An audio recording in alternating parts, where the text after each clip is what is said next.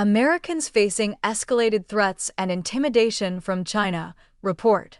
Hundreds in America have experienced Beijing-linked harassment and intimidation in the past few years as the Chinese regime escalates a systematic campaign to silence dissents on U.S. soil, a new report finds. Shared with the Epoch Times ahead of time and released on June 30th, the report details more than 600 cases of transnational repression over a 5-year period from 2020. These cases span more than 30 states, with the number surging by the year, according to the report.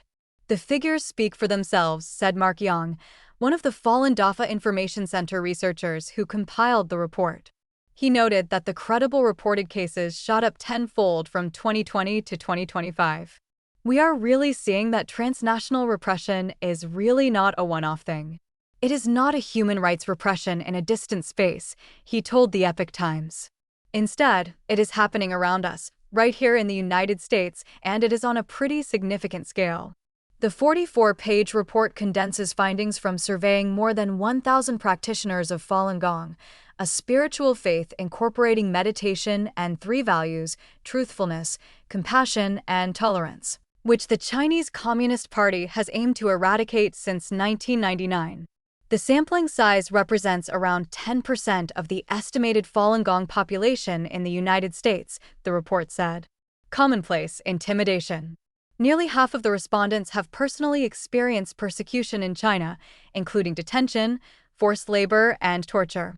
Around 12% of the surveyed are Caucasian, African American, Hispanic, Middle Eastern, American Indian, or other races. The incidents they described range from harassment of families in China to violence on the street. In April 2025, a Chinese man kicked a Falun Gong booth table with such force that it caused the shelves and table to tilt, nearly knocking over a Falun Gong practitioner standing behind. "I don't like the sight of you," the aggressor told the practitioner.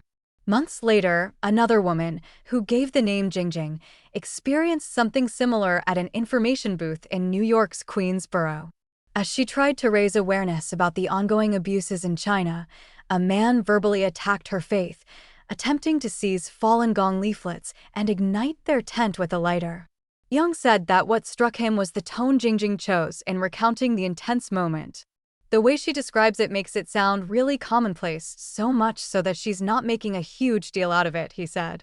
This is the reality for people on the front lines doing grassroots advocacy, trying to tell the people about what is really going on inside China, he said. Vandalized car, death threats. Violence also takes place in other forms. A California woman said her car was vandalized 4 times over 3 years in incidents that could qualify as hate crimes under the state law. The car prominently displayed the messages Falun Dafa is good. Truth, compassion, and forbearance is good. And the CCP. God bless America. The vandals stole her roof sign in the first attack, then repeatedly painted profane graffiti messages on the vehicle that echo the malign propaganda messages the regime often uses in China to justify its persecution of the faith. The propaganda messages demonstrate the potency with which the regime has successfully hijacked loaded terminology and cultural sensitivity to incite hatred against American Falun Gong practitioners, the report states. A major target of the CCP's repression campaign is New York-based Xinyun Performing Arts, a classical Chinese dance company that Falun Gong practitioners founded in 2006 to revive traditional Chinese heritage lost under communist rule. Xinyun performances also highlight the CCP's violent suppression of Falun Gong in modern China.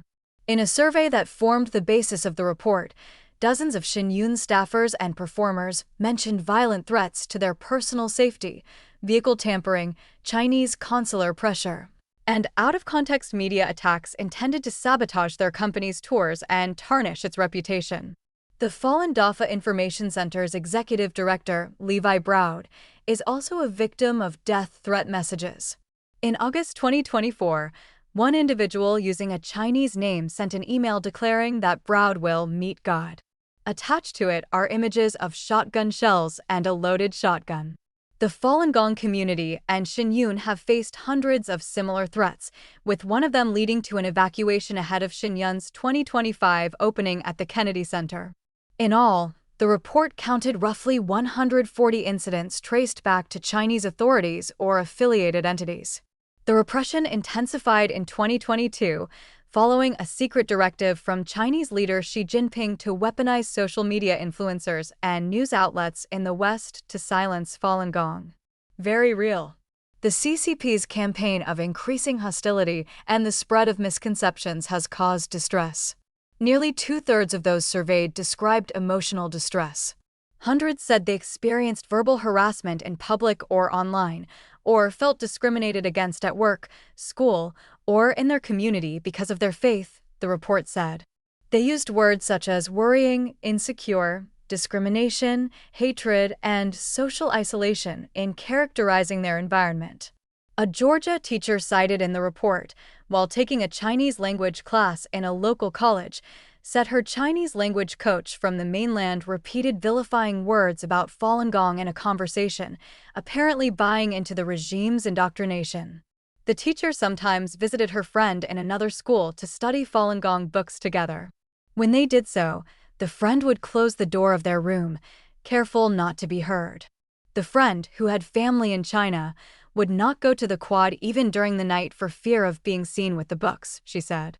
She wasn't as much frightened for herself, she was frightened for her family back in China, the Georgia teacher said of her friend. Her father was tortured and imprisoned, and she was afraid it would happen again if word got back to China that she was a practitioner. The teacher said that this is a reminder that the tentacles of the CCP really are here. It's easy for us to feel safe or complacent, but not everybody is safe, and it really is having an effect, the teacher, who did not reveal her name out of fear of reprisal, told the Epoch Times. Transnational repression is very real. Targeting families is a major avenue, said Yang. One-third of the survey respondents said their family in China experienced Chinese police harassment because of their activism in the United States. The findings in the report, he said, should alarm every American who cares about civil liberties, religious freedom, and the integrity of U.S. institutions. These are happening to American citizens, to our neighbors right now, he added. It is a direct attack on our sovereignty, on our national security, and the very freedom and liberty that we hold so dear.